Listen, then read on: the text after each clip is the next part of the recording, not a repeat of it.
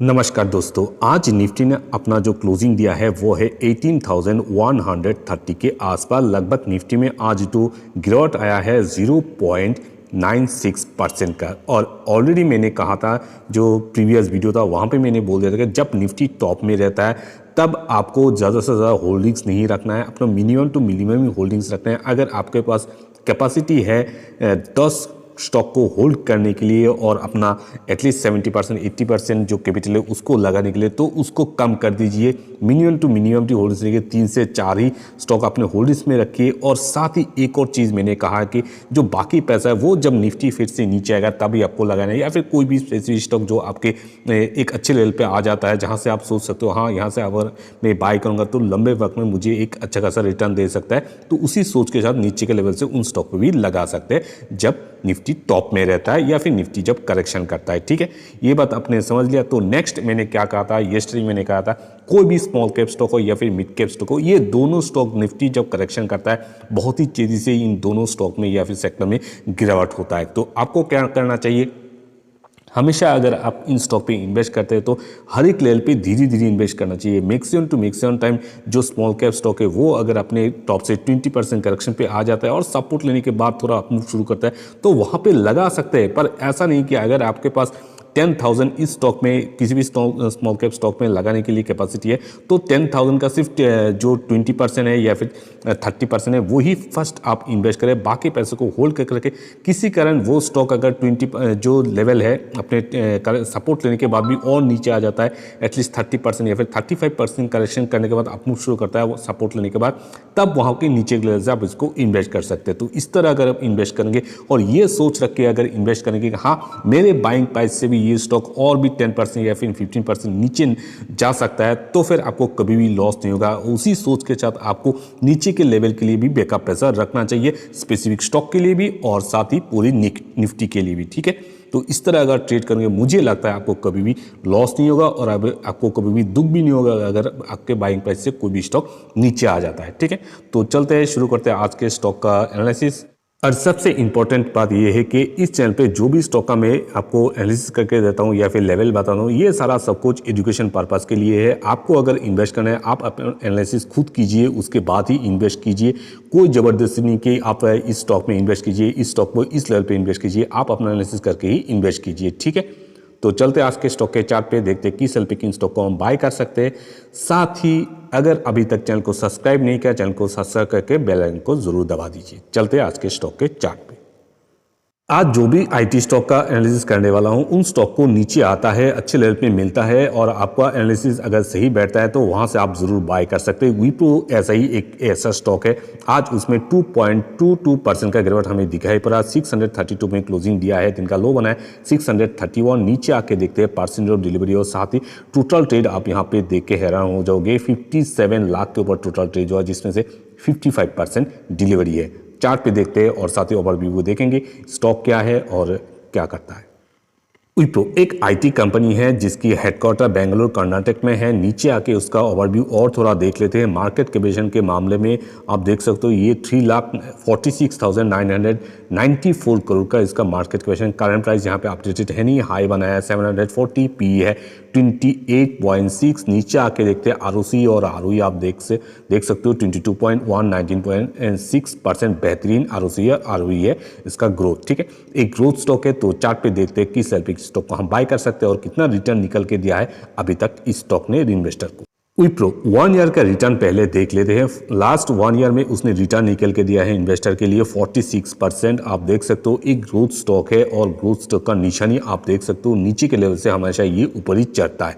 और अगर इसको 5 ईयर्स कर देते हैं, 5 ईयर्स में इसने रिटर्न निकाल के दिया है इन्वेस्टर के लिए 256%। और 5 ईयर्स में आप देख सकते हो एक ग्रोथ स्टॉक की निशानी छोड़ के ही जा रहा है। और अगर मैक्सिमम की बात करें, मैक्सिमम आप देख सकते हो 4,487% उसने रिटर्न निकल के दिया है इन्वेस्टर के लिए। और कहाँ से कब उसने अपना इन्वेस्टमेंट स्टार्ट किया था, 1999 पे उसने स्टार्ट किया था। वहाँ से आप देख सकते हो स्टॉक ने कितना परफॉर्मेंस, बेहतरीन परफॉर्मेंस देके आपको जो कैपिटल है उसको कितना गुना 4,000 जो परसेंटेज लाके दिया है इन्वेस्टर के लिए। ठीक है, तो हर एक आप देख सकते हो हर एक डीप के बाद उसने अपना नया हाई भी बनाया, तो अच्छे लेवल पे आता है, ज़रूर बाय कर सकते हैं। अभी भी काफ़ी ऊपर है, तो देखते हैं चार्ट पे किस तरह का हमें बाय करना चाहिए या फिर कहाँ से हमें इसको ट्रैक करते रहने। अभी अगर आप आईटी सेक्टर के ऊपर नज़र घुमाओगे तो आपको मिलेगा जो आईटी के मिड कैप स्टॉक है उसमें करेक्शन हो रहा है धीरे धीरे। अगर वो मिड कैप स्टॉक जो फंडामेंटली अच्छा हो, अच्छा ग्रोथ दे रहा था अब तक के लिए, वो स्टॉक अगर अपने टॉप से 30%, 35% या फिर 40% करेक्शन पे आ जाता है लास्ट टाइम जैसे केमिकल स्टॉक में, तो इस तरीके अगर गिरावट होता है उन स्टॉक में, उन स्टॉक को आप नीचे के लेवल से ज़रूर बाय करके रखिए, धीरे धीरे हर एक लेवल पे बाय कीजिएगा और लंबे समय के लिए रखिएगा तो एक मुझे लगता है आपको अच्छा खासा ग्रोथ देके जा सकता है लॉन्ग टर्म पे, ठीक है, लंबे समय के लिए, शॉर्ट टर्म के लिए नहीं बोल रहा हूँ। तो 1 डे कैंडल से विप्रो का चार्ट में रिप्रेजेंट कर रहा हूँ। विप्रो आप देख सकते हो 725 से अपना टॉप लेकर अभी ट्रेड कर रहे हैं 635 के प्राइस पे, 15% करेक्शन पे भी ऑलमोस्ट आपको ये मिल रहा है। अगर ये स्टॉक 625 पे आता है, सपोर्ट लेके आप मूव शुरू करता है, कुछ क्वांटिटी इस तरह से बाय कर सकते हैं। अगर और नीचे आ जाता है 600 पे सपोर्ट लेने की कोशिश करिए। इन 2 लेवल दे रहा हूँ, इन 2 लेवल को अभी के सिचुएशन के हिसाब से ट्रैक कीजिए।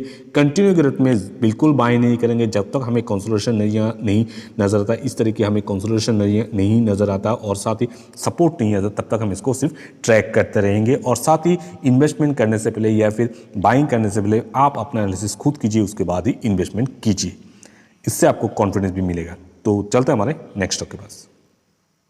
तो एनएससी के साइड पे एचसीएल टेक्नोलॉजी का थोड़ा ओवरव्यू देख लेते हैं। आज उसमें 3% की गिरावट हुआ है। ये स्टडी ऑलमोस्ट 5% की गिरावट हमें दिखाई पड़ा था।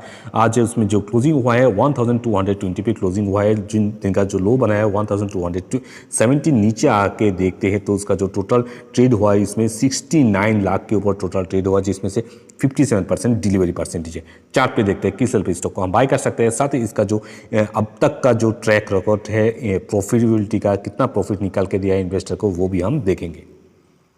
तो एचसीएल टेक्नोलॉजी का थोड़ा हम परफॉर्मेंस देख लेते हैं। रिटर्न के मुकाबले 1 ईयर रिटर्न उसने निकल के दिया है 24%। अगर इसको हम 5 ईयर्स देखते हैं तो 5 ईयर्स ने लंबे वक्त में उसने रिटर्न निकल के दिया है 190%। अगर इसको मैक्सिमम देखते हैं तो मैक्सिमम रिटर्न निकल के दिया है 896%। तो अगर इसको जो परफॉर्मेंस देखते हैं ये अपना टॉप लेता है कि नहीं, हाँ ये टॉप लेता है। हर गिरावट के बाद आप देख सकते हो इसने अपना ग्रोथ दिखाया है। तो इसी तरह की जो स्टॉक है नीचे के लेवल से आपको बाय करने के फ्यूचर की जो प्रॉफिटेबिलिटी और ग्रोथ के लिए, ठीक है।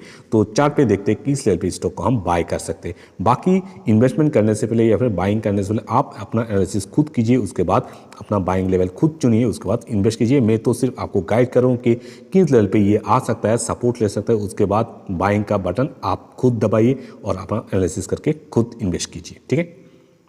तो एचसीएल टेक्नोलॉजी का जो चार्ट है वो 1 डे कैंडल से रिप्रेजेंट कर रहा हूँ और इस स्टॉक का टॉप पहले देख लेते हैं। टॉप देख सकते हो अभी 1350 इसका टॉप है और अभी ट्रेड करें 1220 के आसपास। कंटिन्यू इस तरह के अगर रेड कैंडल बनाता रहता है नीचे के लेवल के लिए, हम बिल्कुल बाय नहीं करें जब तक सपोर्ट नहीं लेता। सपोर्ट के लिए 3 लेवल दूंगा, उन 3 लेवल को ट्रैक कीजिएगा, हर एक लेवल को देखिएगा, ट्रैक कीजिएगा। सपोर्ट लेके आप मूव करता है तभी बाय करेंगे, कंटिन्यू में बिल्कुल बाय नहीं करेंगे। 3 लेवल में से पहला लेवल है 1200, इस लेवल को जरूर करेंगे, पहला सपोर्ट है, इसको जरूर ट्रैक करेंगे। अगर यहाँ से गिरता है ये स्टॉक, नीचे हमारा सपोर्ट है 1150, उसके बाद 1100। इन 3 लेवल को अभी जो करंट सिचुएशन है इसके हिसाब से ट्रैक करेंगे। साथ ही निफ्टी को भी जरूर ट्रैक करेंगे। निफ्टी में कंटिन्यू गिरावट रहता है, ये जो स्टॉक्स हैं उन पर भी गिरावट आ सकता है, तो इसके लिए सावधानी से ट्रेड कीजिए, सपोर्ट लेने के बाद ही इन्वेस्ट कीजिए और अपने हाथ में बैकअप पैसा जरूर रखिए। और मनी फ्लो इंडेक्स भी देख सकते हैं अभी भी 39 पे है, थोड़ा और नीचे इसको आने दीजिए और सपोर्ट लेने के बाद ही इन्वेस्ट कीजिए। और इसी तरह की इंफॉर्मेटिव वीडियो पाने के लिए चैनल को जरूर सब्सक्राइब करके रखिएगा। Thank you.